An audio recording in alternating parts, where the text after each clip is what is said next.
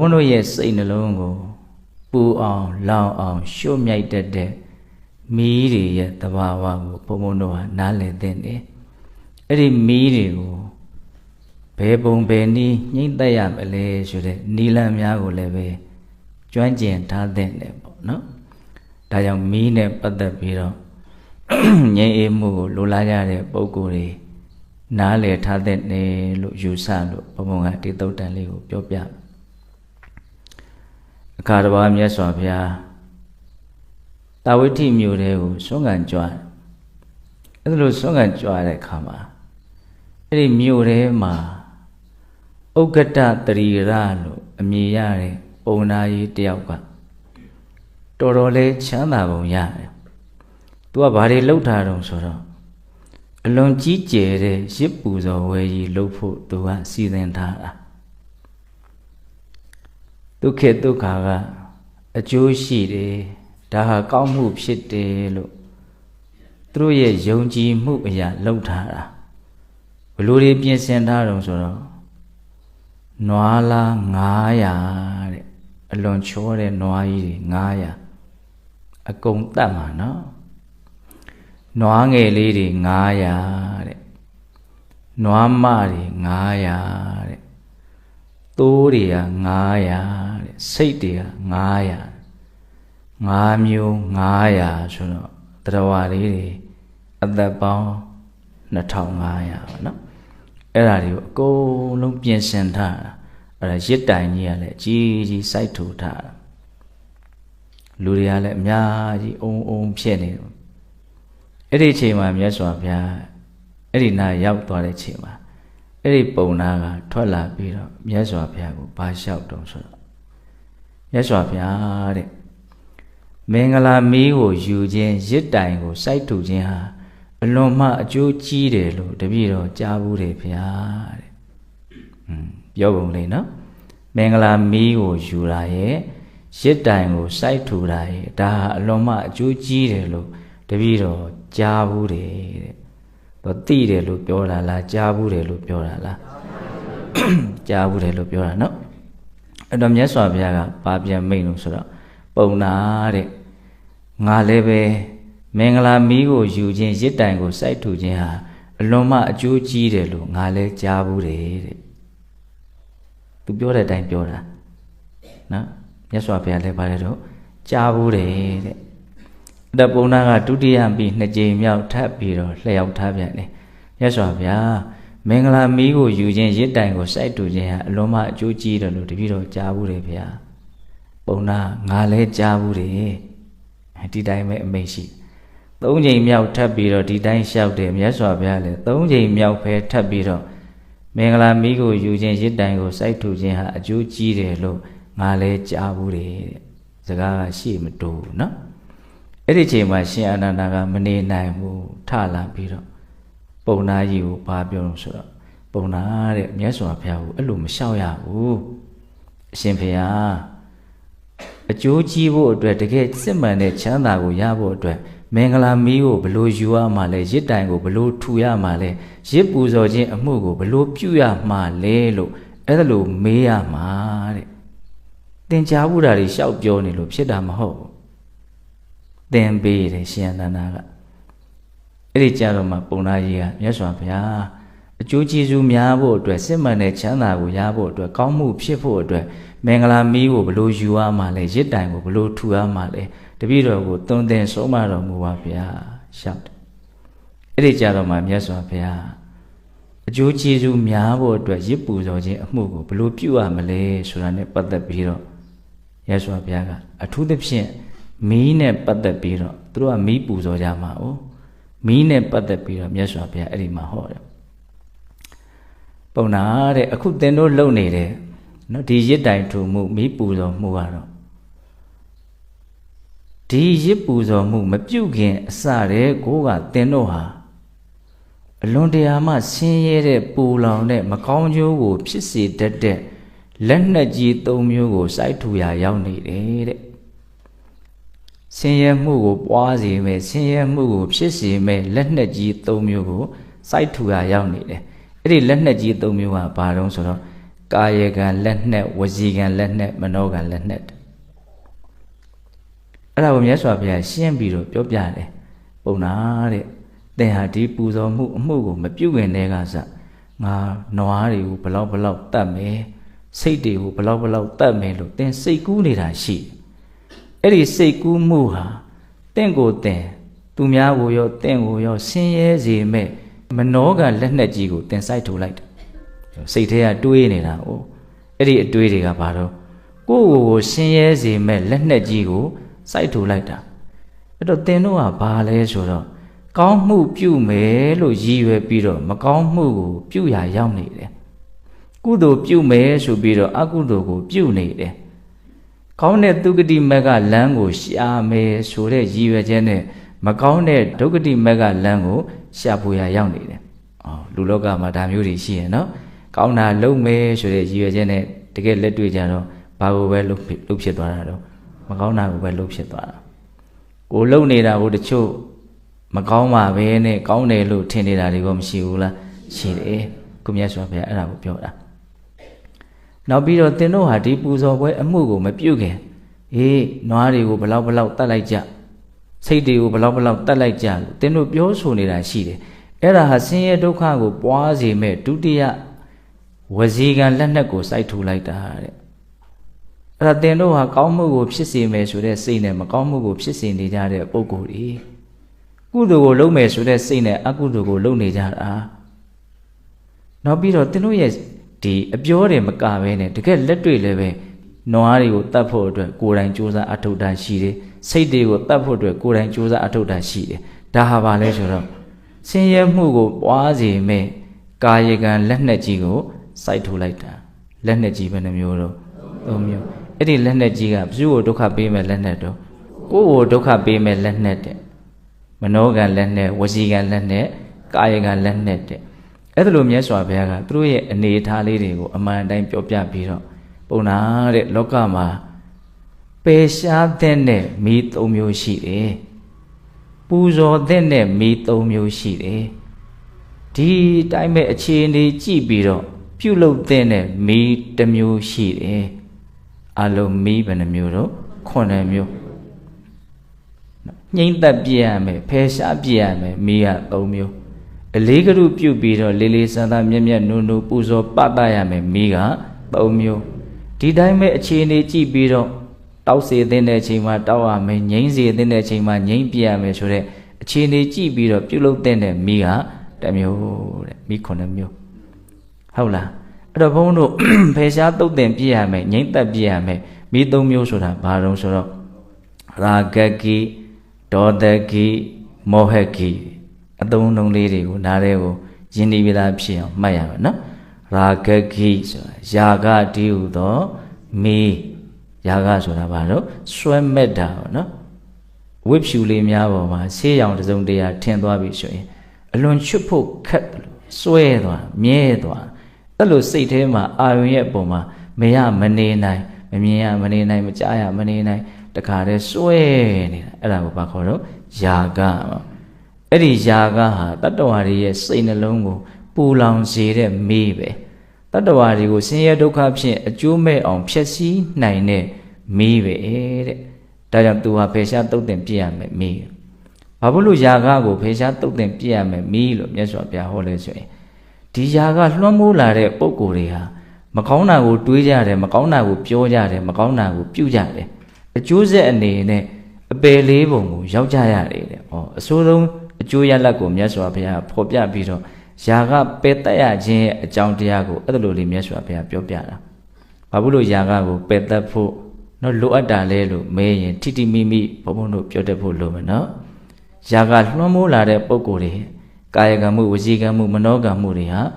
ဆိုးဝါးတယ်ပေါ့။မကောင်းမှုဖြစ်တယ်ပေါ့။အဲ့ဒီမကောင်းမှုအကျိုးဆက်ဟာဘာပဲဖြစ်မယ်တော့အပယ်ပုံပဲဖြစ်တယ်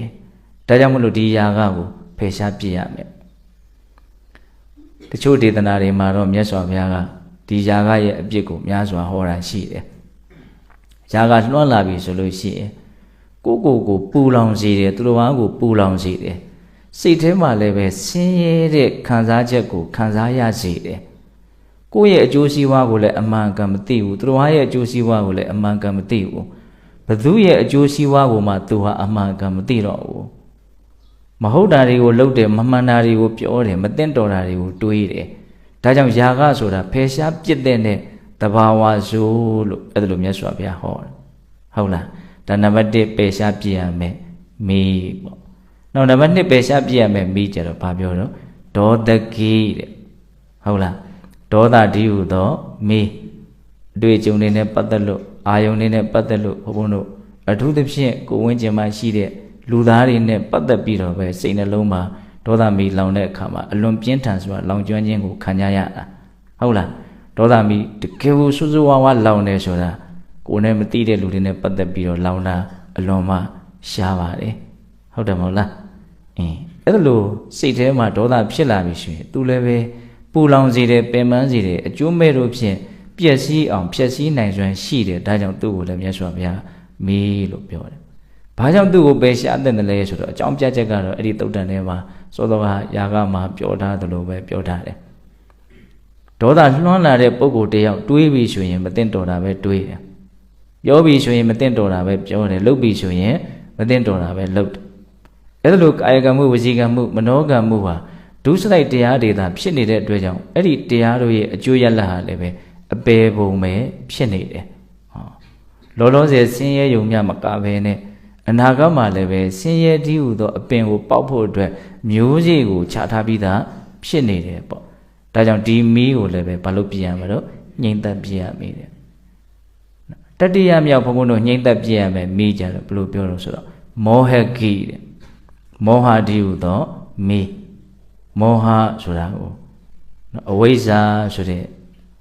တခြားစကားလုံးတစ်မျိုးနဲ့မြတ်စွာဘုရားနေရာတော်တော်များများမှာဟောတယ်ပေါ့နော်မောဟဆိုတာအမှန်တရားကိုမသိတာသူ့ရဲ့ဓာတ်ရိုက်အဓိပ္ပာယ်ကတစ္ဆာ၄ပါးကိုမသိတာဘဝရဲ့ဆင်းရဲပါတယ်ဆိုတဲ့အမှန်တရားကိုမသိဘူးလောဘရဲ့ဆင်းရဲကိုဖြစ်စေနိုင်တဲ့စွမ်းအားတတ္တိအဆိုးကိုမသိဘူးနော်လောဘငြိမ်းခြင်းသည်ဒုက္ခငြိမ်းခြင်းဖြစ်တယ်ဆိုတာကိုမသိဘူးဒုက္ခငြိမ်းဖို့အတွက်ဘယ်လိုကြင်ကြံကြုတ်ကုတ်အထောက်ရမလဲဆိုတဲ့နိလန်ပိုင်းဆိုင်ရာကိုမသိဘူးဒါကတော့အဆင့်အမြင့်ဆုံးအဝိဇ္ဇာရဲ့အဓိပ္ပာယ်ဖွင့်ဆိုချက်မောဟရဲ့အဓိပ္ပာယ်ဖွင့်ဆိုချက်ပေါ့နော်သူရှိမှာမောဟအဓိပ္ပာယ်နော်အဆင့်အမျိုးမျိုးနားလည်ထားကြရတော့လည်းရှိတယ်ဆိုကြပါစို့စိတ်စေတနာရဲ့စွမ်းရည်တတ္တိကိုမသိဘူးကံကံရဲ့အကျိုးကိုနားမလည်ဘူးအဲ့ဒါကိုလည်းပါခေါ်တော့မောဟဟုတ်လားရုပ်တည်နံနေသဘာဝတရားတွေပဲဖြစ်နေတာပုဂ္ဂိုလ်တ attva ဆိုတာတကယ်ရှိတာမဟုတ်ဘူးဆိုတဲ့အမှန်တရားကိုမသိဘူးပုဂ္ဂိုလ်တ attva ရှိတယ်လို့ထင်နေတာအဲ့ဒါလည်းပါတော့မောဟပဲဖြစ်ပေါ်နေတဲ့သဘာဝတရားတွေဟာတစုံတရာကဖန်ဆင်းထားလို့ဖြစ်တာသို့မဟုတ်အကြောင်းမဲ့သူ့လိုဖြစ်နေကြတာအစရှိတဲ့ဖြင့်အကြောင်းကျိုးသဘာဝကိုသိမြင်နားလည်မှုမရှိဘဲနဲ့အကြောင်းရှာမှားနေတဲ့သဘောဟာလည်းပါတော့မောဟပဲတဘာဝတရားတို့ရဲ့ပြောင်းလဲသွားပုံကိုမသိဘူးတဘာဝတရားတို့ရဲ့နော်ဆိုးဝါးနေတဲ့အနေအထားဖြစ်နေတာကိုမသိဘူးတဘာဝတရားတို့ရဲ့တန်ဖိုးမရှိဖို့အနှစ်သာရမဲ့ပုံကိုမသိဘူးဒါဆိုရင်လည်းပါတော့မောဟပဲမောဟကအဲ့လိုအဆင့်အမျိုးမျိုးရှိတယ်နော်စောစောကပြောလိုက်တာကတော့သစ္စာလေးပါးကိုမသိခြင်းဒီမောဟလို့ဒီလိုပြောလိုက်တယ်သူကတော့အဓိကနားလည်ထားရမယ်အဓိပ္ပာယ်ပေါ့အဲ့ဒီမောဟတရားလွှမ်းမိုးလာပြီဆိုလို့ရှိရင်လည်းပဲတတ္တဝါတွေဟာမဟုတ်တာလုပ်ကြတယ်မမှန်တာပြောကြတယ်မသိတော်တာကိုတွေးကြတယ်အကျိုးရလဒ်အနေနဲ့အနာဂတ်မှာငရဲတိဋ္ဌံပြိတ္တာသူတကယ်ဆိုတဲ့ဆင်းရဲတဲ့ဘဝတွေကိုရောက်ကြရတယ်ဒါကြောင့်မို့လို့ဒီမောဟဆိုတဲ့မိဟာလည်းပဲညှိမ့်သက်ပြရမယ်မိတစ်မျိုးလို့အဲ့ဒါလိုမြတ်စွာဘုရားဟောညှိမ့်သက်ပြရမယ်မိဘယ်နှမျိုးတော့၃မျိုးတဲ့ရာဂကိဒေါသကိမောဟကိဘုံဘုံတို့တွေပူလောင်မှုဖြစ်တိုင်းဘာကြောင့်ပူလောင်ရသလဲဆိုတဲ့လက်သေးတရားခံအစ်စ်ကိုမြင်တတ်ဖို့လိုတယ်နော်ဆွဲမဲ့မှုသို့မဟုတ်မကျေနပ်မှုသို့မဟုတ်မတိမှုတခုခုဒီစိတ်ကိုဝင်ပြီးတော့ကြိုးကန်ချဲလဲနေလို့ဘုံတို့ရဲ့စိတ်ကလေးဟာမဖြစ်သွားတော့ပင်ပန်းသွားတာဆင်းရဲသွားတာပူလောင်သွားတာသူတို့ကစိတ်ကိုရှုမြိုက်နိုင်စွာကြီးကြီးမားမားရှိတယ်ဟုတ်လားတချို့ຢာကဒေါသမောဟကတကယ်ကြီးလာပြီဆိုလို့ရှိရင်သူ သူ့ရဲ့မိယာဒီရုပ်ခန္ဓာကိုတော့မှအကြီးအကျယ်ထိခိုက်သွားစေတာရှိတယ်တချို့ဆိုလို့ရှိရင်အသက်ပါသေသွားတာတောင်ရှိတယ်ဘုန်းတို့စာထဲမှာမှတ်တမ်းတင်ထားတာလေမှတ်မိနေတာလေးတစ်ခုပေါ့တီဟိုကျွန်းမှာတကယ်ဖြစ်ပျက်ခဲ့တဲ့ဖြစ်ပျက်တစ်ခုကိုတက္ကရာတွေထဲမှာမှတ်တမ်းတင်ထားအဲ့ဒီတုန်းကဘိက္ခုနီသာသနာမကွယ်သေးဘူးဘိက္ခုနီမတွေတိမ်ထဲမှာဥပုပ်ပြုတ်ပြီးတော့ဥပုပ်ပြုတ်ပြီးပြန်လာတိမ်ထဲကနေထွက်တဲ့အချိန်မှာအဲ့ဒီတိမ်ပေါဝမှာတိမ်ကိုလှပတင့်တယ်ဖို့အတွက်ဒီဘဘူးဆရာတွေကလက်ရမြောက်စွာထုထားတဲ့လူလင်ပြိုရုပ်ထုတစ်ခုရှိတဲ့ဟုတ်လားအဲ့ဒီလူလင်ပြိုရုပ်ထုလေးကိုသောတော့ကဥပုပ်ပြုတ်ပြီးတော့တိမ်ထဲကထွက်လာတဲ့ဘိက္ခုနီမတွေတဲကတပါးသောဘိက္ခုနီမလေးကအဲ့ဒီလူလင်ပြိုရုပ်လေးကိုကြည့်နေကြည့်နေသူ့စိတ်ထဲမှာအလွန်မှဒီဟာပေါ်မှာသဘောကျနေဟုတ်လားအဲ့ဒါဒီတိုင်းမတည့်ရက်ပြီးတော့ကြည်နေအဲ့ဒါဘေးကဘိက္ခုနီမတွေကဟာဒီဘိက္ခုနီမမလှုပ်ဘူးနော်ငြိမ်းနေတယ်ဘလို့ဖြစ်နေလဲမသိဘူးဆိုတော့တွန်းကြည့်လိုက်တဲ့အခါကျတော့အသက်မရှိတော့ဘူးတဲ့မတည့်ရက်ကြည်ရင်နဲ့သေနေတယ်တဲ့အံ့ဩစရာကောင်းနော်ဒါဘာမီးလောင်နေခေါ်တော့ယာကမီးလောင်တော့နော်ပြီးတော့ဘုန်းတို့ဒီနတ်တွေရဲ့သဘောတဘာဝကိုပြောထားတာတွေထဲမှာနတ်တွေရဲ့ဒီရုပ်ခန္ဓာဖွဲ့စည်းထားတဲ့အနေအထားလေးကအလွန်မှနူးညံ့နေသိမ်မွေ့တယ်ဟုတ်လားသူတို့စားတဲ့အစာအာဟာရနတ်သုဒ္ဓါဆိုတာကအလွန်မှလည်းပဲသူကဘယ်လိုပြောလို့အစီဩဇာနဲ့ပြည့်စုံတယ်အဲ့တော့သူတို့ကအပျော်ပါလွန်ပြီးတော့ဒီစားရတောက်ရမယ့်ကိစ္စကိုမေ့နေတာမျိုးတွေရှိတယ်အဲ့ဒါမေ့နေလို့ရှိရင်အဲ့ဒါသေရောတယ်အစာမစားလို့သေတယ်စားရမရှိလို့မဟုတ်ဘူးအစာကိုမေ့နေတာအဲ့လိုနတ်တွေရှိတယ်တဲ့ပို့ပြီးတော့စိတ်ဝင်စားဖွယ်ကောင်းတာကတချို့နတ်တွေရဲ့ခန္ဓာအလွန်မှနူးညံ့တယ်ဒေါသဖြစ်တာနဲ့သေသွားတဲ့နတ်တွေရှိတယ်တဲ့ရှေ့ကနတ်ကအချမ်းရံတွေကများတယ်သူ့ရဲ့စီးစိမ်တွေကလည်းကြီးတယ်အဲ့ဒါနောက်ကနတ်ကကြီးရင်းနဲ့ကြီးစမ်းဖြစ်နေလိုက်တာမနာလိုစိတ်ဖြစ်တယ်ပေါ့နော်စိတ်ထဲကမကြိုက်ဘူးအဲ့လိုဖြစ်ရင်းနဲ့သွားရင်းနဲ့အဲ့ဒါသူပျောက်သွားရောဗာမီးလောင်သွားတော့ဒေါသမီးလောင်သွားတာမနောပရောတိကနတ်အဲ့လိုစားထဲမှာမှတ်တမ်းတင်ထားတာလေးတွေတွေ့ရတယ်ဟုတ်လားအဲ့တော့ပြောရင်တာကဒကာဓမ္မတို့ဘုန်းဘုန်းတို့ရဲ့စိတ်တွေပူလောင်လာတယ်ပင်ပန်းလာတယ်ဆင်းရဲလာတယ်ဆိုတာအကြောင်းမဲ့ပူလောင်ပင်ပန်းဆင်းရဲတာမဟုတ်ဘူးဒီစိတ်ကိုမှီပြီးတော့ဖြစ်တဲ့စိတ်နဲ့အတူဖြစ်ပြီးစိတ်နဲ့အတူချုပ်နေတဲ့သဘာဝတရားတစ်မျိုးရှိတယ်အဲ့ဒီသဘာဝကိုစေတသိက်လို့ခေါ်တယ်ဒီချာနာထောင်တော့ပရမတ္ထတရားဘယ်နှပါးရှိတော့၄ပါးရှိတယ်စိတ်စေတသိက်ယုတ်နိဗ္ဗာန်သောသောကယာကဒေါသမောဟဆိုတာအဲ့ဒါစေတသိက်တရားတွေအဲ့ဒီစေတသိက်တရားတွေဟာစိတ်ကိုမှီပြီးတော့ဖြစ်ကြတယ်စိတ်ကတော့ခေါင်းဆောင်ပဲနော်စိတ်ကိုမှီပြီးတော့ဖြစ်တဲ့အဲ့ဒီတရားတွေကစိတ်ကိုပဲပြန်ပြီးတော့ကောင်းအောင်ဆိုးအောင်ခြေလဲနေကြတယ်စိတ်ကိုပဲကောင်းအောင်သူတို့လုပ်ကြတယ်စိတ်ကိုပဲဆိုးအောင်သူတို့လုပ်ကြတယ်စိတ်ကိုချမ်းသာအောင်သူတို့လုပ်ကြတယ်စိတ်ကိုဆင်းရဲအောင်သူတို့လုပ်ကြတယ်စေတသိက်တရားတွေဟုတ်လားအဲ့ဒါယာကဒေါသမောဟစိတ်ကိုပူလောင်အောင်ဆင်းရဲအောင်လုပ်တဲ့တရားစိတ်နဲ့အတူတူဖြစ်တာနော်အဲ့လိုပဲဘုန်းတို့သူတို့နဲ့ဆန့်ကျင်ပဲအလောဘအဒေါသအမောဟစွန့်လွတ်နိုင်တဲ့သဘောတွေတတ္တဝါတွေရဲ့ပုံမှာမေတ္တာထားနိုင်တဲ့သဘောတွေတဘာဝတရားတွေရဲ့အကြောင်းကိုအမှန်ကန်သိမြင်နားလည်တဲ့ပညာသဘောတွေဒီအလောဘအဒေါသအမောဟကလည်းဘာလို့စေတသိက်တရားပဲသူတို့လည်းစိတ်နဲ့အတူဖြစ်တယ်စိတ်နဲ့အတူချုပ်တယ်စိတ်ကိုပဲသူတို့ကကောင်းအောင်ချမ်းသာအောင်လုပ်ကြတယ်အခုယောဂီတို့တရားထိုင်မှတ်နေတဲ့အချိန်မှာစိတ်ကလေးချမ်းသာတယ်ငြိမ်းအေးတယ်ဆိုတာရှိတယ်အဲ့ဒါအလကားချမ်းသာတာအလကားငြိမ်းအေးတာမဟုတ်စိတ်ကိုငြိမ်းအေးအောင်ချမ်းသာအောင်လုပ်တဲ့စေတသိက်တရားတွေစိတ်ကိုမှီပြီးတော့ဖြစ်နေလို့စိတ်ကငြိမ်းအေးတာအလောဘတော့အဒေါသတော့၎င်းအမောဟတော့၎င်းဖြစ်နေတာတွေရှိတယ်အထူးသဖြင့်တရားအထုတ်နေတဲ့အချိန်မှာအမောဟဓာတ်တွေအာခေါင်တတ်တယ်နော်တဘာဝတရားတွေရဲ့အကြောင်းကိုအမှန်တိုင်းသိတယ်အမှန်တိုင်းသိလို့ရှိရင်လိုချင်တယ်ဆိုတာဖြစ်ကိုမဖြစ်ဘူးဟုတ်လားလိုချင်တယ်ဆိုတာဒီနဲသွားတာနဲ့အမျှအလိုမကြဘူးစိတ်တိုင်းမကြဘူးဆိုတာတွေကလည်းအလို့လျောက်နဲသွားတာပဲ အမောဟကိုအခြေခံပြီးတော့အလောဘနဲ့အဒေါသဟာဖြစ်လာတယ်ဒီခြားနားထောင်နော်အမောဟကိုအခြေခံပြီးတော့အလောဘနဲ့အဒေါသဟာဖြစ်လာတယ်အလောဘဆိုတာမရခြင်းဘူးစွန့်လွတ်နိုင်တယ်ဒီဟာကိုလိုချင်တဲ့စိတ်ရခြင်းတဲ့စိတ်တက်မဲ့တဲ့စိတ်တွေ့တာတဲ့စိတ်ဘာမှရှိမနေဘူးအလွန်မွန်မြတ်တဲ့သဘာဝတရားတစ်မျိုးပေါ့နော်အဲ့ဒီဓာတ်အားကောင်းလာလို့ရှိရင်ဒေါသဓာတ်ဟာအလိုလျောက်နေတယ်ကျွတ်တို့စိတ်တိုင်းမကြတာလေးတွေတစ်ခုဖြစ်နေတိုင်းတတိထားပြီးတော့စီစစ်ကြည့်ဘာလို့စိတ်တိုင်းမကြတာတုံးဆိုရင်စိတ်တိုင်းကြခြင်းနေတယ်ဆိုတဲ့သူ့ရဲ့ရှေ့ကစိတ်တိုင်းကြခြင်းတဲ့သဘောလေးရှိတယ်စိတ်တိုင်းကြခြင်းနဲ့ဘာတော့လောဘပါနော်ဟုတ်လားတိမ်မွေ့ရနော်အခုဦးစင်းပြောတဲ့စကားလေးကဟုတ်လားဒေါသဖြစ်တိုင်းရေဘူးရသဘောအဖြစ်ဒေါသရဲ့ရှေ့မှာလောဘရှိနေတယ်ဆိုတာကိုမြင်အောင်ကြည့်ရ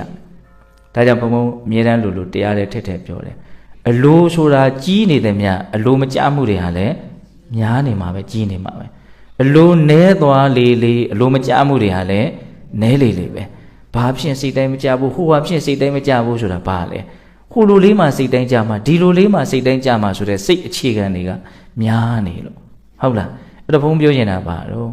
အမောဟဆိုတဲ့သဘာဝတရားတွေအကြောင်းယုတ်တည်နေရဲ့အကြောင်းဘဝရဲ့အကြောင်းဖြစ်စဉ်တွေရဲ့အကြောင်းကိုများနားလေမလိုခြင်းလေပဲမလိုခြင်းလေအလိုမကြမှုတွေနဲလေပဲ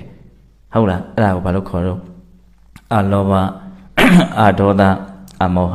စိတ်ကိုဘာဖြစ်မဲ့တရားတွေတော့ချမ်းသာစေမဲ့တရားတွေအကျိုးရှိစေမဲ့တရားတွေစောစောကရာဂဒေါသမောဟဆိုတဲ့တရားတွေကတော့သူတို့လည်းပါတော့စေတသိက်တရားပဲနော်စိတ်ကိုပဲသူတို့ကပူလောင်အောင်ရှုံ့မြိုက်တဲ့တရားတွေဆက်ပြီးတော့ဒုစရိုက်မှုတွေကိုလွန်ကျူးဖြစ်စေတဲ့တရားတွေသူတို့ကြောင့်ပဲဘုံဘုံတို့မဟုတ်တာတွေလုံးမိရတာမမှန်တာတွေပြောမိရတာမသိတော်တာတွေကိုတွေးမိရတာနော်ဒုစရိုက်တရားတွေဆိုတာအလကားအကြောင်းပဲဖြစ်တာမဟုတ်ဘူးဒီအကုသလမူလလို့ဆိုတဲ့လောဘဒေါသမောဟတရားကြောင့်ဒုစရိုက်တရားတွေဖြစ်ရတာဒုစရိုက်တရားတွေဖြစ်ပြီဆိုလို့ရှိရင်အကျိုးရလဒ်ကအလွန်မှပြင်းထန်တဲ့ခါသီးတဲ့ဆိုရတဲ့အကျိုးရလဒ်တွေထွက်လာတယ်ဒါကြောင့်မလို့မြတ်စွာဘုရားဒီမိသုံးပါးကိုဘာလို့ရမလို့ပြောတာတော့ဖယ်ရှားပြရမယ်လို့ပြောတယ်အဲ့လိုဆိုလို့ရှိရင်အလေးကရုပြုပြီးတော့လေးလေးစားစားမြတ်မြတ်နုံနုံပူဇော်ရမယ်မိသုံးမျိုးတဲ့ဟောတရားဆက်ကြအောင်ဆိုနော်ပူဇော်ရမယ်မိသုံးမျိုးတဲ့အဲ့ဒီမိသုံးမျိုးကဘာလို့ဆိုတော့အာဟုနေယခိဂဟပတခိဒက္ခိနေယခိနော်အခိဆိုတဲ့စကားလုံးလေးနဲ့အဆုံးသတ်တယ်နော်အာဟုနေယခိအာဟုနေယအခိပေါ့နော်အာဟုနေယဆိုတဲ့စကားလုံးလေးဘယ်ထဲမှာပါတော့တန်ခါကုံတော့ကိုပါတယ်မှာပါနော်အာဟုနေယောဟုတ်လားဂဟပတခိဒက္ခိနေယခိဒက္ခိနေယဆိုတဲ့စကားလေးလဲတန်ခါကုံတော့ထဲမှာပါနေတယ်အဲ့တော့အာဟုနေယခိဆိုတာဘာကိုရည်ညွှန်းတာတော့ဆိုတော့နော်သူကအလှခံမိအပူဇော်ခံမိဘာသာပြန်ရတော့သူအာဟုနေယခိကိုအပူဇော်ခံမိတယ်အပူဇော်ခံမိဆိုတာဘယ်သူကိုရည်ရွယ်တာတော့ဆိုတော့မိဘနှစ်ပါးကိုရည်ရွယ်တာတဲ့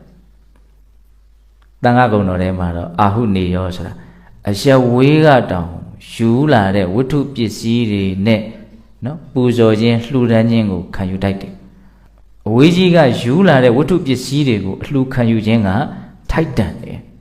ဒါအာဟုနေယရဲ့အဓိပ္ပာယ်နော်ဒီမှာတော့အပူဇော်ခံမိတဲ့မိဘကိုရည်ညွှန်းတာဒီမိဘတို့ကြောင့်သားသမီးတွေဟာလူလောကကြီးကိုရောက်လာကြတာဖြစ်လာကြတာချမ်းချမ်းသာသာကြီးလာကြတာလောကကြီးကိုမြင်ရတာဒီမိဘတို့ကြောင့်မြင်ရတာကိုယ့်အတွက်အလွန်မှကျေးဇူးကြီးတဲ့အတွက်ကြောင့်မြတ်စွာဘုရားကသူဟာအာဟုနေယခိပဲဒီနေရာမှာမီးဆိုတဲ့စကားလုံးနဲ့တွဲပြီးတော့ဟောတာကိုစဉ်းစားတတ်ဖို့လိုတယ်မီးဆိုတာမရှိလို့မဖြစ်တယ်လို့မကင်တွယ်တတ်ရင်လည်းပဲအကြီးအကျယ်ဒုက္ခပေးနိုင်တယ်ဟုတ်လားအဲ့လိုပဲမိဘတွေဟာလည်းပဲဘဝမှာကိုကနော်လေးကလူပြုတံမိုးထားမြတ်နိုးပြီးတော့ကျေးဇူးတုံ့ပြန်မယ်ဆိုရင်အလွန်မှကြီးမားတဲ့အကျိုးကျေးဇူးကိုဖြစ်ထွန်းစေတယ်လို့ကိုယ့်ရဲ့စိတ်ထဲကမိဘတွေပေါ်မှာအမြင်မကြည်ပဲနဲ့မိဘတွေပေါ်မှာပြစ်မှားပြီးတော့မကောင်းတဲ့စိတ်တွေနဲ့ဆက်ဆံပဲဆိုလို့ရှိရင်လေအလွန်မှကြီးလေးတဲ့အပြစ်ကိုခံရနိုင်တယ်ဒါကြောင့်မလို့မြတ်စွာဘုရားသူ့ကိုမီးလို့ဟောတာ ဆိုလိုတာကမကင်တွယ်တတ်လို့ရှိရင်လောင်ကျွမ်းနိုင်တယ်နော်မိဘတည်းဟူသောမိတဲ့အကျေပြောစရာတော့ကောင်းပါတယ်ဟုတ်လားနောက်ပိုင်းမှာစောစောကပြောတဲ့မိသုံးမျိုးကိုဘယ်လိုပဲရှာမလဲဆိုတဲ့နီလန်းလေးကိုနည်းနည်းလေးဘုံဘုံကပြောရင်တော့တရားကိုအသေးစိတ်မပြောတော့ဘူးနော်အာဟုနေရကိပြီးတော့ပါလာတော့ဂဟပတခိဂဟပတခိဆိုဂဟပတိဆိုတာအိမ်ရှင်နော်ဒီအိမ်သူအိမ်သားတွေအတွက်အိမ်တော်ဦးစီးဖြစ်တဲ့အိမ်ရှင်ယောက်ျားအလွန်တရာမှကျေးဇူးများတယ်ဒါကြောင့်သူဟာလည်းပဲအလေးကရုပြုတ်တဲ့နဲ့လေးစားတဲ့နဲ့မျက်နှိုးတဲ့နဲ့ပူဇော်တဲ့နဲ့မိတစ်မျိုးပဲသူ့ကိုမလေးမစားဆက်ဆံပဲကျေးဇူးတရားနာမလဲပဲနဲ့သူ့ရဲ့ပုံမှာကြမ်းထမ်းတဲ့စိတ်မွေးပဲဆိုရင်သူကလည်းပဲမီးလို့လောင်ကျွမ်းစေနိုင်တယ်ဒီမှာစဉ်းစားတရားတစ်ခုရှိတာကဘုန်းဘုန်းတို့အဂိတုတ်တံကပထမအဂိတုတ်တံဒုတိယအဂိတုတ်တံလို့နှစ်မျိုးနှစ်ပုတ်ရှိတယ်ဒီဒုတိယအဂိတုတ်တံမှာဂဟပတခိအရာအိမ်ရှင်လဲယောက်ျားအိမ်တော်ဦးစီးကိုသာလည်းပြောထားတာမဟုတ်ဘူးနော်အဲ့ဒီအိမ်တော်ဦးစီးရဲ့ဇနီးမယားသူတို့မွေးထားတဲ့သားသမီးသူတို့အိမ်မှာခိုင်းစင်နေတဲ့ကျွန်အမှုလုပ်အဲ့ဒါဒီအကုန်လုံးဟာဂဟပတခိပဲတဲ့ဘာဖြစ်လို့တော့အချင်းချင်းကျေးဇူးများလို့တဲ့ဟောဒီဟာလေးကိုတော့ဘုံဘုံတို့ကရုပ်ရည်များတည်တည်ချာချာလေးမှတ်စီခြင်းတယ်နော်အချင်းချင်းအတူနေကြတယ်မိသားစုအဖွဲ့အစည်းလေးတစ်ခုအနေနဲ့လူလောကကြီးမှာအတူတူနေကြတယ်နော်တူရဲ့မေတ္တာတူပေါ်မှာရှိတယ်အမြဲတမ်းစိတ်တိုင်းမကြနေတာမဟုတ်ဘူးနော်မေတ္တာထားကြတာတွေမရှိဘူးလားရှိတယ်မေတ္တာတရားတွေမကဘဲနဲ့တူရဲ့ကျေးဇူးကလည်းတူပေါ်မှာရှိနေတယ်အပြန်အလှန်ပဲနော်ငါရှာဖွေကြွေးမွေးရလို့ငါကျေးဇူးတွေကြီးသူ့ပေါ်မှာရှိတာလို့ဒီလိုမဟုတ်ဘူးသားသမီးကလည်းမိဘပေါ်မှာကျေးဇူးရှိတာပဲဘလောက်ထိမြတ်စွာဘုရားဒီမှာထည့်ထားအောင်ဆိုကျွန်အမှုလုပ်ကိုတောင်းဂဟပတခိနေရာမှာထည့်ထားတယ်သူ့ကိုခိုင်းရစေရတယ်သူလုပ်ပေးလို့ကိုယ်မှအဆင်ပြေသွားတဲ့အပိုင်းတွေမရှိဘူးလားအဲ့ဒါပါတော့သူ့ရဲ့ကိုယ်ပေါ်မှာရှိနေတဲ့ကျေးဇူးတရားပဲဒါကြောင့်မို့လို့အလေးကရုပြုရမယ်မျက်နှိုးရမယ်လေးစားရမယ်တန်ဖိုးထားရမယ်တော့ဘုံဘုံကဒီမီးအကြောင်းကိုလူတွေနားလည်ရင်ကောင်းမယ်လို့ဘာဖြစ်လို့လဲဆိုတော့လူလောကကြီးမှာဒီမီးလောင်လို့ပူနေကြတဲ့လူတွေအများကြီးမရှိဘူးလားအိမ်တွင်းမီးလောင်တယ်ခေါ်တော့နော်ဟုတ်တယ်မဟုတ်လားနော်အချင်းချင်းဘယ်လိုဖြစ်နေတာတော့မကြိုက်ဘူးပေါ့နော်မကြိုက်မှုတွေကများတယ်မကြိုက်လို့ပြစ်လိုက်ပါတော့လားဆိုတော့လည်းမပြစ်လိုက်နိုင်ဘူးဟုတ်လားမကြိုက်ဖဲနဲ့ဘယ်လိုဖြစ်နေတာတော့အတူတူနေနေရတဲ့အနေအထားအလွန်တတိမထားသင့်ဘူးလားအဲ့တော့အတူနေနေရတယ်ဆိုတဲ့ကစ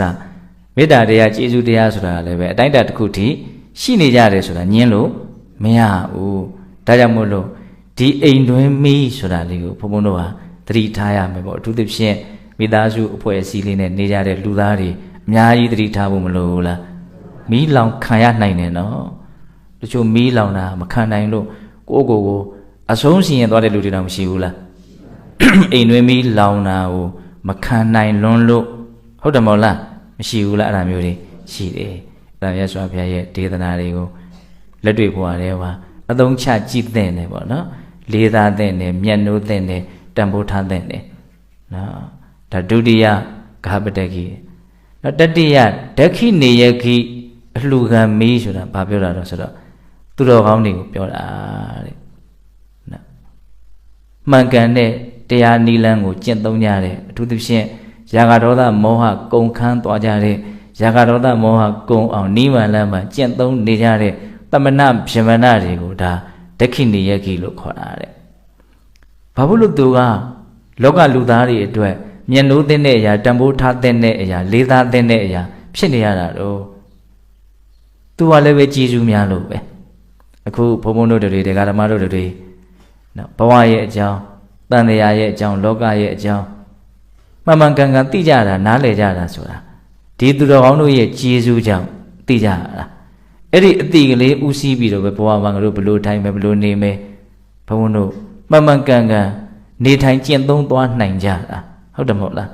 တကယ်လို့ဘဝရဲ့အကြောင်းလောကရဲ့အကြောင်းဘလို့ဖြစ်နေတယ်ဆိုတဲ့အမှန်တရားတွေကိုမသိဘူးဆိုလို့ရှိရင်ဘုံဘုံတို့နေနီးထိုင်နေတွေကမှန်နိုင်အောင်မလားမမှန်နိုင်ဘူးဘုရားရှင်တော်မပွင့်ပေါ်လျင်လူတော်အများ စိတ်ကောင်းထားလဲဤကားကုသိုလ်အကုသိုလ်နဲ့ထို့ထိုဘုံဘဝမတိရများလှအဖြစ်တွေတဲ့ဘယ်လောက်ကောင်းနော်ဖျားရှင်တော်ပွင့်ထွန်းပေါ်၍ဟောဖို့ညွှန်ပြမြတ်တရားကြောင့်ဤကားကုသိုလ်အကုသိုလ်နဲ့ထို့ထိုဘုံဘဝတိကြရများလှကျေးဇူးတွေတဲ့အခြေခံအမြင်ကအဲ့ဒါပဲနော်ဟုတ်လားအဲ့ဒီအမြင်ခိုင်ခိုင်မာမာရှိနေဘုံဘုံတို့တွေကစွစွဝါမှားเสียအကြောင်းရှိဘူးဒါကြောင့်ဒက္ခိနေယကိအလှကမီးဆိုတာဘာကိုပြောတာတော့ယာကဒေါသမောဟကုန်ခန်းသွားကြတဲ့ယဟန္တာပုဂ္ဂိုလ်တွေယာကဒေါသမောဟကုန်ခန်းအောင်နီးမှန်လမ်းမှန်ကျင့်သုံးနေကြတဲ့သူတော်ကောင်းတွေဒါတွေကိုဘာလို့ခေါ်တော့ဒက္ခိနေယကိလို့ခေါ်ရတယ်အဲ့တော့လေးစားရမယ်တန်ဖိုးထားရမယ်မျက်နှိုးရမယ်ပူဇော်ရမယ်မိဘနှမျိုးတော့၃မျိုးမိဘတွေရဲ့အိမ်မှာအတူတူနေကြတဲ့အိမ်သူအိမ်သားအချင်းချင်းရဲ့သူတော်ကောင်းတွေရဲ့ဘာကြံသေးတော့အဲ့တော့ကြံတဲ့ဒဇိမ့်တွေတော့ကြံသေးတယ်ပေါ့နော်အဲ့ဒါတွေပေါ်ကြတော့ဘုန်းတို့ဘာလုပ်ကြရမလို့မေတ္တာထားကြရမယ်ပေါ့ဟုတ်လားအဲ့ဒါဘုန်းတို့ပေရှားသုတ်သင်ပြရမယ်မိ၃မျိုးအလေးကရုပြုရမယ်မိ၃မျိုးနောက်ဆုံးခုနှစ်ခုမြောက်မိကတော့ထင်းမီးတဲ့ပဂတိမီးကိုပြောတာတဲ့သူကတော့တောက်တဲ့ချိန်မှာတောက်အောင်လုပ်ရမယ်ငြိမ့်တဲ့ချိန်မှာငြိမ့်သက်ပြရမယ်ငြိမ့်အောင်လုပ်ရမယ်ဒီတိုင်းကလေးမငြိမ့်သေးတဲ့အောင်ဒီတိုင်းကလေးနေလိုက်အောင်လို့ထားတဲ့ချိန်မှာထားရမယ်အဖေကအဲ့လိုကိုအတိအကျဟောတာနော်အဲ့ဒီပဂတိမီးနဲ့ပတ်သက်ပြီးတော့လည်းပဲဘုံဘုံတို့ကြည်ကြပြန့်ပြန့်နားလည်ရမှာပဲအခုလျှက်စစ်မီးဆိုရင်လည်းဒါပဂတိမီးတဲ့မပါဘူးလားပါတယ်သူ့လည်းပဲကင်တွယ်တဲ့မှာနော်မကင်တဲ့အတွက်ရင်သူကလည်းမဖြစ်နိုင်တော့ဒုက္ခပေးနိုင်တယ်ဘယ်အချိန်မှာပိတ်တဲ့တယ်လဲဘယ်အချိန်မှာဖွင့်တဲ့တယ်လဲဒါလည်းပဲဘာလို့ရမှာတော့သိရမယ်ပေါ့ဟုတ်လားအဲ့တော့ဒီမီးနဲ့ပတ်သက်ပြီးတော့ဘာမှကြည်ကြပြန့်ပြန့်ပြောစရာမရှိပါဘူးဟုတ်လားအဲ့တော့ဘုံဘုံတို့ဒီနေရာမှာနားအလဲသင့်သုံးမီး၃မျိုးကဘာလဲလို့မေးရင်တနည်းအားဖြင့်အရေးအကြီးဆုံးမီးကဘာလဲလို့မေးရင်ရှေ့ကပြောထားတယ်ပယ်ရှားပြရမယ်မီး၃မျိုးသူတို့ဘယ်လိုဒုက္ခပေးတယ်လဲဆိုတာကိုနားလည်ရမယ်သူတို့ကိုဘယ်လိုညှိမ့်သက်ပြရမလဲဆိုတဲ့နိလန်းကိုလည်းနားလည်ရမယ်နော်သူတို့ကြောင့်ကိုယ့်ရဲ့ဘဝမှာနော်ဘယ်လိုတွေဖြစ်နေရသလဲဆိုတဲ့သူတို့ကြောင့်ဖြစ်လာတဲ့အကျိုးဆက်ကိုနားလည်ဖို့လိုသလိုသူတို့ဘာကြောင့်ဖြစ်တာလဲဆိုတဲ့သူတို့ရဲ့အကြောင်းတရားကိုလည်းနားလည်ဖို့လိုမယ်တရားနာတယ်ဆိုတာနော်စဉ်းစားမှုလေးတွေးတောမှုလေးတွေပါမှလေးနေတာနော်ဒီမီး၃မျိုးရဲ့အကြောင်းအကျိုးကိုဘုံဘုံကအခုစိတ်ဝင်စားလို့ပြောနေတာဟုတ်လားယာဂမီဒေါသမီမောဟမီဟာဘာကြောင့်တောက်လာတာလဲအကြောင်းတရားမြင်တတ်ဖို့လိုတယ်ဒီမီးတောက်ရင်ဘာဆက်ဖြစ်မှလဲအကျိုးတရားကိုလည်းမြင်တတ်ဖို့လိုတယ်ဒီမီးကိုဘယ်နည်းနဲ့နှိမ့်သက်ပြစ်မလဲအကြောင်းတရားကိုမြင်ရင်အကြောင်းကိုဖယ်လိုက်ရင်ဒီမီးတောက်เสียအကြောင်းမရှိတော့ဟုတ်တယ်မဟုတ်လားအဲ့ဒါဆိုရင်နောက်ထပ်ဆိုးရတဲ့အကျိုးရလဒ်တွေလည်းရင်ဆိုင်เสียအကြောင်းရှိတော့အဲ့ဒီယာကဒေါသမောဟမီး၃ပါးဘာကြောင့်တောက်ရတယ်လဲဆိုတဲ့သူတို့ရဲ့အကြောင်းတရားဟာဘာလဲလို့မေးလို့ရှိရင်အဓိကအကြဆုံးအကြောင်းတရားကတော့အာယောနိသောမနတိကာရပဲဟာတယ်တော့အာယောနိသောမနတိကာရနော်အင်္ဂုတ္တပါဠိတော်ဒုက္ခနိပတ်ထဲမှာမြတ်စွာဘုရားကဘာကြောင့်ယာကဖြစ်ရတယ်လဲဘာကြောင့်ဒေါသဖြစ်ရတယ်လဲဆိုတဲ့အကြောင်းတရားကိုရှားပြထားတာရှိတယ်နော်မမောဝယ်ကောင်းတဲ့လူချင်းစရာကောင်းတဲ့အိဋ္ဌာယုံလို့ဆိုတဲ့အာယုံကောင်းတွေနဲ့လည်းတွေ့မယ်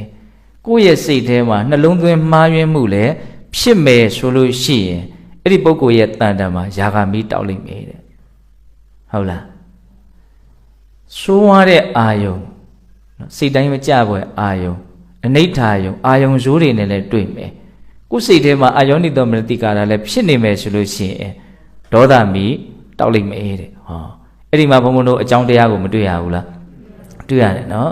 အဲ့တော့ဒီအာယုံဇိုးနဲ့တွေ့ခြင်းအာယုံကောင်းနဲ့တွေ့ခြင်းဆိုတာကအရာခတ်သိမ်းဘုံဘုံတို့လက်ထဲမှာရှိနေတာမဟုတ်ဘူးအာယုံဆိုတဲ့အမျိုးကသူတွေ့ခြင်းဟာတွေ့တာပဲလေဟုတ်တယ်မဟုတ်လားလူတိုင်းအာယုံဇိုးနဲ့ဘယ်သူမှမတွေ့ခြင်းဘူးအာယုံကောင်းနဲ့ပဲတွေ့ခြင်းတာသို့သောအာယုံဇိုးတွေကမတွေ့ဘဲနေပါသလားမနေဘူးတွေ့ခြင်းတဲ့ချိန်တွေ့လာတာပဲအဲ့တော့အာယုံဇိုးနဲ့ပဲတွေ့အာယုံကောင်းနဲ့ပဲတွေ့ဒီဘက်ကအတွင်းကအခြေခံကြတဲ့အကြောင်းတရားဖြစ်တဲ့အာယောနိသောမနတိကာရကိုသာမဖြစ်အောင်လုပ်နိုင်မဲ့ဆိုရင်အကြောင်းတရားချွတ်တဲ့သွားတဲ့အတွက်ကြောင့်ယာကဒေါသဖြစ်เสียအကြောင်းရှိဘူးလားမရှိတော့ဘူးအဲ့တော့အာယောနိသောမနတိကာရဆိုတာဘာပြောတာလဲနှလုံးသွင်းမှားယွင်းတာ ဟုတ်လားနှလုံးသွင်းမှားယွင်းတာအဲ့ဒါနှလုံးသွင်းမှားယွင်းတာဆိုတာဘာတုံးဆိုတော့နှလုံးသွင်းမမှန်တာပေါ့ဟောစကားလဲနေနော်နှလုံးသွင်းမှန်တယ်ဆိုတာဘာတုံးနှလုံးသွင်းမှားတယ်ဆိုတာဘာတုံးမှန်တာကိုသိရင်မှားတာကိုလည်းသိမယ်မှားတာကိုသိရင်မှန်တာကိုလည်းသိနိုင်တယ်ဒါနှလုံးသွင်းမှားတယ်ဆိုတာနေဆဒုက္ခအတ္တသူဘလို့ထင်တာနေဆဆိုတာတည်မြဲနေတယ်ဒီတိုင်းပဲလို့ထင်နေတာအဲ့ဒါနှလုံးသွင်းမှားတာပဲကောင်းမွန်တယ်နော်လူချင်းစရာတွေလို့ထင်နေတာအဲ့ဒါနှလုံးသွင်းမှားတာပဲနော်ပုဂ္ဂိုလ်တ attva ရှိတယ်တကယ်အခိုင်အမာသဘောရှိနေတယ်ပြုလုပ်သူရှိတယ်ခံစားသူရှိတယ်အတ္တရှိတယ်လို့ထင်နေတာအဲ့ဒါဘာလို့နှလုံးသွင်းမှားတာတင့်တယ်တယ်ကြည်ကောင်းတယ်လို့ထင်နေတာဘာလို့နှလုံးသွင်းမှားတာအဲ့လိုဆိုလို့ရှိရင်အနိစ္စဒုက္ခအနတ္တအတုပကိုမြင်ခြင်းဟာနှလုံးသွင်းမှန်ခြင်းပဲသူရှိမှအခြေခံကြတဲ့နှလုံးသွင်းမှားခြင်းနှလုံးသွင်းမှန်ခြင်းတခုတော့ရှိသေးတယ်အဲ့ဒါဘာလို့ဆိုတော့စိတ်စေတနာရဲ့စွန့်ရည်တတ္တိကိုနားမလဲဘူးဘဝရဲ့ကောင်းခြင်းဆိုးခြင်းတွေဟာသူဖြစ်ခြင်းလို့ဖြစ်နေတာပါလို့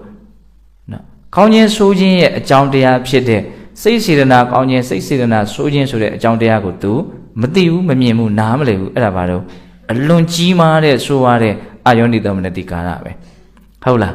စိတ်စေတနာရဲ့စွန့်ရည်တတ္တိကိုမြင်တယ်ကောင်းမွန်တဲ့စိတ်စေတနာလေးကချမ်းသာခြင်းအကျိုးရလဒ်ကိုဖြစ်ထွန်းစေတယ်ဆိုးရတဲ့စိတ်စေတနာဟာနော်ဆင်းရဲတဲ့အကျိုးရလဒ်ကိုဖြစ်ထွန်းစေတယ်လို့မှန်မှန်ကန်ကန်သိတယ်မြင်တယ်ဆိုရင်အဲ့ဒါဘာလို့အလွန်ကြီးမားတဲ့အခြေခံကြတဲ့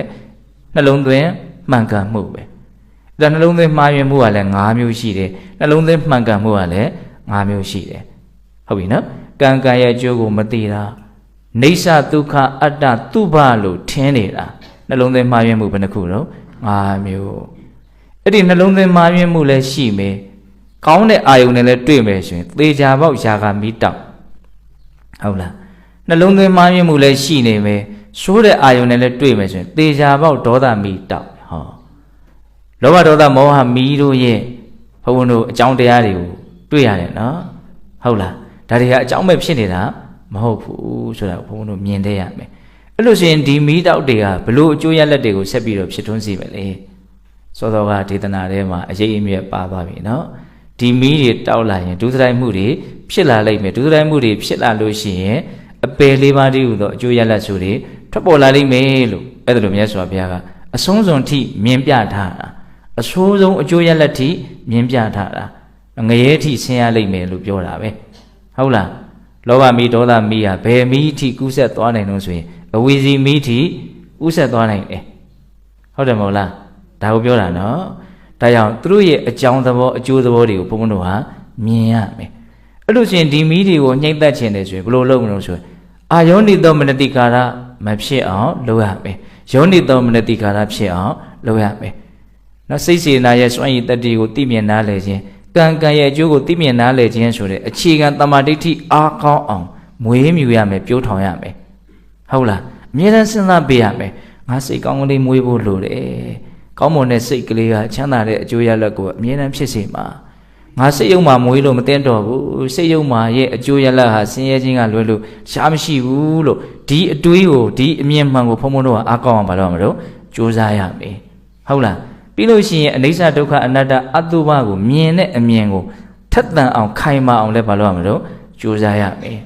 အမြဲတမ်းပြောင်းလဲနေတာဆိုတာကိုသိအောင်ကြိုးစားရမယ်မကောင်းမွန်တဲ့သဘာဝတွေဆိုတာကိုသိအောင်ကြိုးစားရမယ်ပုဂ္ဂိုလ်တ attva မရှိတဲ့သဘာဝသူ့သူအကြောင်းကျိုးဆက်ဖြစ်ပေါ်ပြောင်းလဲနေတဲ့တန်ဖိုးမဲ့သဘာဝတွေဆိုတာကိုသိအောင်ကြိုးစားရမယ်မတင့်တယ်တဲ့သဘာဝတရားတွေဖြစ်တယ်ဆိုတာကိုသိအောင်ကြိုးစားရမယ်ဟုတ်လားဒါကတစ်လုံးနဲ့ပြောတာပေါ့နော်လောဘဒေါသမောဟမီးကိုညှိမ့်ကျင်တယ်ဆိုရင်ဘယ်နည်းနဲ့ညှိမ့်မလို့ယောနိသောမနတိကာရအားကောင်းကြိုးစားတဲ့နည်းနဲ့ညှိမ့်ရမယ်ပေါ့ဒီနေရာမှာဘုံဘုံတို့အသေးစိတ်မြတ်စွာဘုရားမီးညှိမ့်မုံညှိမ့်နည်းကိုသူ့မီးနဲ့သူ့ရေသူ့ယောဂနဲ့သူ့ရှေတဲ့အောင်ပေးထားတဲ့ဒေသနာလေးတစ်ခုလည်းရှိတယ်အဲ့ဒါကဘယ်မှာတွေ့ရတုံးဆိုတော့ဣတိယုတ်ပါဠိတော်မှာတွေ့ရတယ်ဣတိယုတ်တကဆိုတာကနော်ရှင်မခုတ်ဆုပ်တရာဟောတာဟုတ်လားမြတ်စွာဘုရားကြီးကနေနာယူခဲ့တဲ့တရားတွေကိုသူ့ရဲ့အရှင်သခင်ဖြစ်တဲ့တာမဝရီမိဖုရားအမှုပြုတဲ့မိဖုရားတွေကိုပြန်ပြီးတော့ဟောထားတာကိုတစ်ချိန်မှပြန်ပြီးတော့မှတ်တမ်းတင်ထားတာနော်ခုတ်ဆုပ်တရာဟောတာဣတိယုတ်ဆိုတာရှိအဲ့ဒီဣတိယုတ်ပါဠိတော်ထဲမှာအဂိသုတ်တံဆိုပြီးတော့မြတ်စွာဘုရားဟောတာကိုတစ်ဆင့်ပြန်ပြောတာ မီးသုံးမျိုးရှိတယ်ယာကကိဒေါတကိမောဟကိဆိုတော့ကပြောတယ်မီးသုံးမျိုးအဲ့ဒီသုတ်တန်ထဲမှာထူးခြားတာကဒီမီးသုံးပါးကိုဘလို့ရေနဲ့ညှိမ့်သက်မလဲဆိုတဲ့နီလန်းထည့်ပြီးတော့ပေးထားတယ်ဟုတ်လားဒီမီးသုံးမျိုးကိုဘလို့ရေနဲ့ညှိမ့်သက်မလဲဆိုတဲ့နီလန်းသုံးမျိုးပေါ့နော်အဲ့ဒါကိုမြတ်စွာဘုရားရဲ့နော်ဟောတဲ့အတိုင်းရှင်မခုတ်သုတ်တာဘလို့ပြန်ဟောတာလို့ဆိုရေစရတ္တိန်တိဝါယုတ်တာတမ္မာတံဗုဒ္ဓသာသနေတေနိဗ္ဗာပင်တိရာဂကိနေိဋ္ဌံအတုပတင်ကြီးနော်ဒီမြတ်စွာဘုရားဆုံးမထားတဲ့သာသနာတော်မြတ်ကြီးမှာဉာဏ်ရှိကြတဲ့ပုဂ္ဂိုလ်တွေဟာနေရောညရောကြိုးစားကြတယ်အထုတ်ကြတယ်ဘလို့အထုတ်ကြတယ်ဆိုတော့ယာကဆိုတဲ့မိတော့ကိုအတုပဆိုတဲ့ဘာဝနာကိုပွားများခြင်းဖြင့်ငြိမ့်သက်ကြတယ်တေနိဗ္ဗာပင်တိရာဂကိနေိဋ္ဌံအတုပတင်ကြီးနော်ဟုတ်လားယောဂီတို့မနေ့တိုင်းနားထောင်ပြီးတော့နှလုံးသွင်းပြီးတော့နေကြတယ်ဘာဝနာ၅မျိုးထဲမှာအတုပဘာဝနာဆိုတာမပါဘူးလားပါနော်မိမိခန္ဓာသူတစ်ပါးခန္ဓာတို့ရဲ့မတင့်တယ်တဲ့သဘာဝနော်ဆက်စုပ်ဖွယ်သဘာဝနော်ယွန်ရှာဖွယ်သဘာဝအနတ်မကောင်းတဲ့သဘာဝဒီလိုဆက်စုပ်ယွန်ရှာဖွယ်သဘာဝတရားတို့ဖြင့်တိဆောက်ထားတဲ့ခန္ဓာအစုကိုဉာဏ်နဲ့တစ်ခုချင်းစီစစ်ဝေဖန်ပြီးတော့ဆင်ခြင်တာ32ခုထာတာပဲနော်စာမေမွေးခြင်းခြေတိလက်တိအစရှိသဖြင့်ခန္ဓာရဲ့တိဆောက်ထားတဲ့သဘာဝကိုအမှန်ကန်စဉ်းစားတာဆင်ခြင်တာနှလုံးသွင်းတာအဲ့ဒါဘာလို့ခေါ်တော့အတုပဘာဝနာအဲ့ဒီအတုပဘာဝနာဒီဟုသောရေဟာဘယ်မီးကိုညှိမ့်ဖို့အတွက်အထူးပြုထားတဲ့ရေလဲလို့မေးရင်ယာဂမီးကိုညှိမ့်ဖို့အတွက်အထူးပြုထားတဲ့ရေပဲဟုတ်လားဒါကြောင့်ယာဂမီးကိုညှိမ့်ကျင်တယ်ဆိုရင်အတုပဘာဝနာကိုအသုံးပြုရမယ်လို့နားလည်ရမယ်ပေါ့ဟုတ်လားပြီးတော့ဗာပြောတော့ဒေါသဂိန်ပါဏမေတ္တာယနိဗ္ဗာပင်တိနရုတ္တမမောဟဂိန်ပါဏပညာယယာယနိဗ္ဗေဒဂာမိနိဒေါသမီးကိုကြတော့မြင့်မြတ်တဲ့ပုဂ္ဂိုလ်တွေဟာမေတ္တာရည်ဖြင့်ညှိတတ်ကြတယ်တဲ့ဟုတ်လားစိတ်နှလုံးမှာတောက်နေတဲ့ဒေါသမီးကိုမေတ္တာတည်းဟူသောရည်အေးဖြင့်ညှိတတ်ရတယ်တဲ့အဲ့တော့ဒါကစဉ်းစားရအလွန်ကောင်းတယ်များသောအားဖြင့်ဘုန်းဘုန်းတို့ရဲ့စိတ်နှလုံးမှာလောင်တဲ့ဒေါသမီးဟာဘယ်ပေါ်မှာလောင်တာတော့ဘာကိုအကြောင်းပြုပြီးတော့လောင်တာတော့ဆိုရင်ကိုယ်အနီးဝန်းကျင်မှာရှိတဲ့လူသားတွေကိုအကြောင်းပြုပြီးတော့ပဲလောင်တာကိုယ်နဲ့တိတဲ့လူတွေကိုပဲအကြောင်းပြုပြီးတော့လောင်နေတာတက်မဲ့တွေကိုအကြောင်းပြုပြီးတော့လောင်တဲ့ဒေါသမီးအလွန်ရှားတယ်ဟုတ်လားတိရစ္ဆာန်တွေကိုအကြောင်းပြုပြီးတော့လောင်တဲ့ဒေါသမီးအလွန်ရှားတယ်ကိုယ်နဲ့မတိတဲ့လူတွေကိုအကြောင်းပြုပြီးတော့လောင်တဲ့ဒေါသမီးမရှိသလောက်ရှားတယ်ဒေါသမီးလောင်တာဘယ်သူကြောင့်လောင်ကြတာတော့ကိုယ်နဲ့တိတဲ့လူတွေကြောင့်ပဲလောင်နေကြတာပဲလေတိတာမှရင်းရင်းနှီးနှီးတိလေလေလောင်လေလေပဲဟုတ်လားနော်အဲ့ဒါရင်းနှီးတဲ့လူတွေကိုသတိထားဒေါသကသူတို့ပေါ်ပဲဖြစ်ကြတာဟုတ်လားအဲ့တော့ကိုယ့်ရဲ့ဒီမေတ္တာဓာတ်ကိုကိုကကြီးထွားအောင်ကြိုးစားခြင်းဖြင့်အဲ့ဒီဒေါသမီးကိုညှိမ့်ရမယ်အဲ့တော့ဘုန်းဘုန်းကဒီတရားလေးကိုပြောမယ်ဆိုတော့မနေ့ကတစ်ချက်စဉ်းစားမိတယ်ဩယာဂမီးလောင်တယ်ဆိုတာလည်းပဲဒီကိုနဲ့တိတဲ့လူသားတွေကိုအကြောင်းပြုပြီးတော့ပဲယာဂမီးကလောင်တာကျွတ်တို့ရဲ့အကြီးမားဆုံးသောဆွဲမဲ့မှုတွေဟာဘယ်ပေါ်မှာဖြစ်နေတာလို့မင်းနံပါတ်1ကကိုယ်ခန္ဓာကိုယ်ပေါ်မှာဖြစ်တာနံပါတ်2ကကိုယ်နဲ့ယဉ်နီးတဲ့ပုံကိုယ်တွေရဲ့ခန္ဓာတွေပေါ်မှာဖြစ်နေတာဟုတ်တယ်မဟုတ်လားနော်သက်မဲ့တွေပေါ်မှာဖြစ်တဲ့ယာဂတဲ့သက်ရှိတွေပေါ်မှာဖြစ်တဲ့ယာဂကပို့ပြီးတော့ပြင်းထန်တယ်ဟုတ်လားသက်ရှိတွေမှာထက်စန့်ကျင်ဘက်နော်ဒီဘာဝယုတ်မတူတဲ့အဋ္ဌိဘာဝပုံဘာဝခေါ်တာပေါ့ယောက်ျားမိန်းမနော်စန့်ကျင်ဘက်ဒီရဲ့အပေါ်မှာဖြစ်တဲ့ယာဂကပို့ပြီးတော့ပြင်းထန်တယ်ဟုတ်တယ်မဟုတ်လားဒါကြောင့်မလို့ဒေါသမီးလောင်တာလည်းပဲဒီကိုနဲ့တိတဲ့လူတွေပေါ်မှာပဲအကြောင်းပြုပြီးတော့လောင်တာယာဂမီးလောင်တာလည်းပဲကိုနဲ့တိနေတဲ့လူတွေရဲ့ပေါ်မှာပဲအကြောင်းပြုပြီးတော့လောင်နေတာဟုတ်တယ်မဟုတ်လားဒါကြောင့်ယာဂမီးကိုကြတော့အတုပနဲ့ညှိရမယ်ဒေါသမီးကိုကြတော့မေတ္တာနဲ့ညှိရမယ်လို့ပြောတာအလွန်မှသဘာဝကျတယ်ပေါ့အတုပဆိုတာလည်းသက်ရှိတွေပေါ်မှာပဲဘုံဘုံတို့နော်ထင်အောင်မြင်အောင်ဘာလို့ကြရတော့ပွားများကြတာမေတ္တာဆိုတာလည်းဒီသက်ရှိတရားတွေကိုပဲရည်ရွယ်ပြီးတော့ဘုံဘုံတို့ဘာလုပ်ကြရတော့ပွားများကြတာကြိုးစားကြတာဟုတ်လားသက်ရှိတရားတွေကိုအာယုံပြုတ်ပြီးတော့မှမေတ္တာဆိုတာဖြစ်တာဟုတ်လားဒါကြောင့်ဘုံဘုံတို့ယာဂမီးဒေါသမီးကိုညှိမ့်သက်ဖို့နော်ကြိုးပမ်းအထုတ်တဲ့အခါတိုင်းမှာဒီအတုပနဲ့မေတ္တာကိုဘုံဘုံတို့ဟာတတိယဖို့လိုမယ်ပေါ့နော်ဒါကြောင့်တတ္တဝါတွေရဲ့ပေါ်မှာနော်ကောင်းစားသိခြင်းတဲ့စိတ်ချမ်းသာသိခြင်းတဲ့စိတ်ဒါရဲ့မြင့်မြတ်ပုံအကျိုးကြီးပုံကိုနားလည်ပြီးတော့ဒီမေတ္တာဓာတ်ကိုအားကောင်းအောင်ဘုံဘုံတို့ဟာ လေ့ကျင့်တဲ့နေပေါ့နော်အဲ့တော့ဘယ်မီးကိုဘယ်ရင်နဲ့ညှိတက်ရမလဲဆိုရဲနော်သူမီးနဲ့သူ့ရေသူ့ယောဂနဲ့သူ့စီတက်အောင်ပေးထားတယ်ဆိုတာဒါကိုရည်ရွယ်ပြီးတော့ဘုံကပြောတာဟုတ်လားအေးနောက်ဆုံးမောဟဂိပဏပညာယယာယာနိဗ္ဗေဒဂမိလေ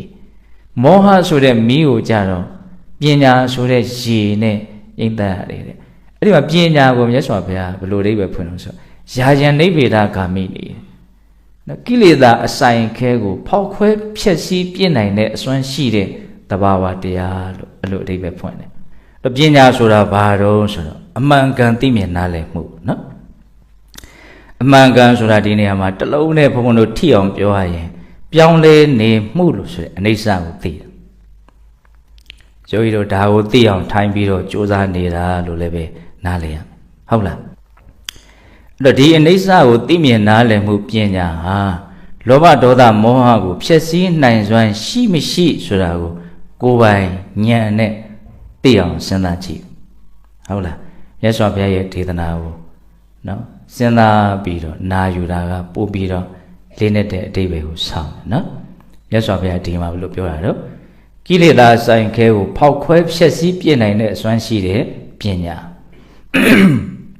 အနိစ္စကိုသိတဲ့ပညာသည်လောဘဒေါသမောဟကိုဖျက်ဆီးနိုင်စွမ်းရှိတယ်ဒီလိုပြောတာဟုတ်လားအဲ့ဒီပညာတည်းဟူသောရေဟာဗာမီးကိုညှိမ့်သက်တဲ့နေရာမှာအသုံးပြုရပါတော့မောဟမီးဟုတ်လားအဲ့တော့မီး၃မျိုးကိုရေ၃မျိုးဖြင့်ညှိမ့်သက်ရမယ်ဆိုတာကိုဖော်ပြထားတယ်ဘာတုတ်တန်လဲတော့ဒီတုတ်တန်ကလည်းအဂိတုတ်တန်အဲ့တော့ဘုံတို့ပြောနေတာလေးတွေအကုန်လုံးစုံသွားပြီလို့ဘုံထင်ပါတယ်ဟုတ်လားအဲ့တော့ပြောရတာလေးတွေပြန်ပြီးတော့အနှစ်ချုပ်ကြည့်မယ်နော်လူတိုင်းငြိမ်းအေးမှုကိုလိုချင်ကြတယ်ရချင်ကြတယ်တန်ဖိုးထားကြတယ်ဟုတ်လားငြိမ်းအေးမှုကိုတန်ဖိုးထားကြတဲ့ပုံကိုယ်တွေလိုလားတောင့်တကြတဲ့ပုံကိုယ်တွေဟာဘာကြောင့်ပူနေတာလဲလောင်းနေတာလဲဆိုတာကိုအရင်သိဖို့မလိုဘူးလားဘာကြောင့်ပူလောင်နေကြတာတော့ဆွဲမဲ့မှုမကျေနပ်မှုအမှန်မသိမှုဒီမီး၃မျိုးကလောင်လို့ဒီစိတ်ဟာပူရတာ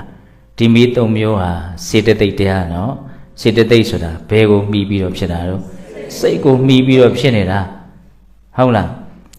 ဒီမီး၃မျိုးနဲ့ဆန့်ကျင်ပဲဖြစ်တဲ့အလောဘအဒေါသအမောဟလည်းဘာလဲစေတသိက်ပဲသူလည်းပဲမှီပြီးတော့ဖြစ်တာတော့စိတ်မှီပြီးတော့ဖြစ်တာအဲ့ဒါယောနိသောမနတိကာရအာကောင်းရင်အလောဘအဒေါသအမောဟဖြစ်မှာပဲ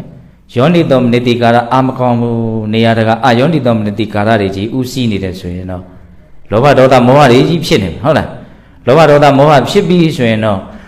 အဖြစ်ခံတဲ့ဒီစိတ်ဟာဘာဖြစ်မလို့ပူရလိမ့်မယ်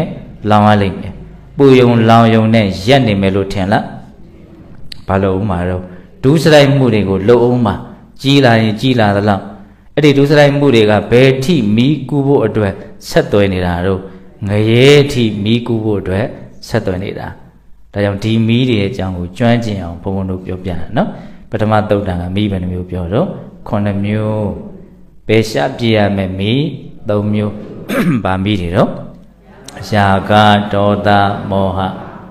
အလေးကရုပြုတ်ပြီးတော့လေးလေးစားစားပူဇော်ပသရမယ်ဆက်ဆံရမယ်မိဟာ3မျိုးအာဟုနေယခိဆိုတဲ့မိဘဂဟပတခိလို့ဆိုတဲ့အိမ်သူအိမ်သားဒက္ခိနေယခိလို့ဆိုတဲ့သူတော်ကောင်းဟုတ်ပြီနော်နောက်ဆုံး9ခုမြောက်မိကတော့ပဂရိမိပေါ့ဟုတ်လားနောက်ပိုင်းမှာဟောလိုက်တဲ့အဂိတုတ်တန်ကြတော့ဖယ်ရှားပြရမယ်မိ3မျိုးကိုညှိမ့်သက်ရမယ်ရေ3မျိုးတနည်းအားဖြင့်နီလန်း3မျိုးကိုပေးထားရာဂမိကိုဘာနဲ့ညှိမ့်မလို့အတုပဘာဝနာနဲ့ညှိရဒေါသမီကိုမေတ္တာတရားနဲ့ညှိရမောဟမီကိုပညာဆိုတဲ့မီနဲ့ညှိရမယ်ပညာကိုကြတော့နားလည်ဖို့ကြိုးစားရမယ်နော်အတုပကိုနားလည်ဖို့လွယ်တယ်မေတ္တာကိုနားလည်ဖို့လွယ်တယ်ပညာဆိုတော့ဟိုလိုဒီလိုစိတ်ကနားလည်မှုအားနည်းနေတတ်တယ်တလုံးနဲ့ထိထိမိမိပညာကိုအဓိပ္ပာယ်ဖွင့်မယ်ဆိုရင်အမြဲတမ်းပြောင်းလဲနေတဲ့မတည်မြဲမှုအနိစ္စကိုသိတာဟာပညာအမြဲတမ်းပြီးလိုက်ဟုတ်လားဒီသဘာဝကိုသိလို့ရှိရင်လောဘဒေါသမောဟနော်တစ်ချိန်မှာတေချာပေါက်အပြီးတိုင်းပျက်စီးပေးရလိမ့်မယ်ဒါကြောင့်သူတို့ကိုဖျက်ဆီးပြစ်ချင်တယ်ဆိုလို့ရှိရင် ကိလေသာဒုတွေကိုဖောက်ခွဲနိုင်စွမ်းရှိတယ်ဖြစ်စည်းနိုင်စွမ်းရှိတယ်လို့မြတ်စွာဘုရားအာမခံပြီးတော့ဟောထားတဲ့ပညာတရားကိုပွားများရမယ်နော်မောဟဂိပဏပညာယယာယံနိဗ္ဗေဒဂာမိနီဒီစကားလုံးလေးအလွန်ကောင်းဟုတ်လားဖောက်ခွဲဖြစ်စည်းပြစ်နိုင်တဲ့အစွမ်းရှိတယ်တဲ့အဲ့ဒါကိုယောဂီများအဲ့ဒီအကောင်းဆုံးပညာရည်နဲ့အဆိုးဆုံးမောဟမီကိုညှိမ့်သက်ဖို့ကြိုးစားနေကြတာဆိုတာကိုလည်းသဘောပေါက်ရမယ်ပေါ့ဟုတ်လားဒါကြောင့်ကိုယ့်ကိုပူလောင်အောင်ရှုပ်မြိုက်နေတဲ့မီးတွေကိုအပီးတိုင်ညှိမ့်သက်နိုင်ကြတယ်သူတော်ကောင်းတွေဖြစ်ကြပါစေလို့ဘုံဘုံတို့ဆန္ဒပြုပြီးတော့ဒီကနေ့ကြိုးပမ်းအထောက်ကြတဲ့ဒါနသီလသမာဓိပညာကုသိုလ်ကောင်းမှုအစွစုတို့ရဲ့အစွမ်းတတ္တိကြောင့်ဘုရားတပည့်တော်တို့ဒီမညံပူညံမျက်နှိပ်ပံကိုလင်းမြန်ထုတ်ချောက်မျက်မှောက်ပြုရစေကုန်သောဟုပတ္တနာအောင်ရှုပြုကြကုန်ရာတည်းဝါတုတဗ္ဗမင်္ဂလာရကံတုတဗ္ဗဒေဝတာတဗ္ဗဗုဒ္ဓနုဝဝေနတရာဒုက္ခိဝန္တုတိဝါတုတဗ္ဗမင်္ဂလာရကံတုတဗ္ဗဒေဝတာတဗ္ဗဓမ္မနုဝဝေနတရာဒုက္ခိဝန္တုတိဝါတုတဗ္ဗမင်္ဂလာရကံတုတဗ္ဗဒေဝတာတဗ္ဗသံဃာနုဝဝေနတရာဒုက္ခိဝန္တုတိဒေတုမဂံတေတရားနာပိသပေါင်းတော်ကောင်းတို့စာတာအလုံးသောတတ္တဝအနန္တတို့အားတဗ္ဗမင်္ဂလာလောကီလောကုတ္တရာကောင်းဆိုသည်မြတ်မင်္ဂလာဝဝတိဘဝတို့ကောင်းစွာမသိဖြစ်တော်မူကြပါစေတည်းသာဝတိဝတ္တမိမိတို့ခန္ဓာကိုယ်မှာစောင့်ကြနေကြကုန်သောနတ်မိမိတို့အိမ်မှာစောင့်ကြနေကြကုန်သောနတ်မိမိတို့သာသနာမိမိတို့ကဘာမှာစောင့်ကြနေကြကုန်သောနတ်မြတ်နတ်ကောင်းနတ်ပေါင်းတို့ကလည်းပဲရက္ခဏတို့ကောင်းစွာမသွေစောင့်ရှောက်တော်မူနိုင်ကြပါစေတည်းသဗ္ဗဗုဒ္ဓနုဘဝေနခေငါဝါလူသေးစုမကပွင့်တော်မူကြတဲ့သုတ္တရဘာဘုရားရှင်ကိုတော်မြတ်တို့ရဲ့တကူတည်သောအနုဘော်တော်တို့ကြောင့်၎င်းသဗ္ဗဓမ္မနုဘဝေနမေလီတံဖူလီတံနိဗ္ဗာန်တည်တည်ဆိုသောဆေရတော်တရားတော်မြတ်တို့ရဲ့တကူတည်သောအနုဘော်တော်တို့ကြောင့်၎င်းသဗ္ဗတံဃာနုဘဝေနမေကထံလေးရောက်ပလတံလေးရောက်ဆိုသောရှေယောတော်ရိယတံဃာရှင်မြတ်တို့နှင့်တကွာတိလကိုသမာဓိကိုပညာကိုတို့နဲ့ပြည့်စုံတော်မူရတဲ့သမုဒိတံဃာအရှင်ကောင်းရှင်မြတ်ပေါင်းတို့ရဲ့တကုတည်သောအာနုဘော်တော်တို့ရောက်၎င်းတရားနေရောညပါဘေကမဆိုင်ချိန်ရှိတိုင်းဒုက္ခိကိုစိတ်နှပြကြောင့်မှချမ်းသာခြင်းရှိကြကုန်သည်ဘဝတို့ကောင်းစွာမသွေဖြစ်တော်မူကြပါစေတည်း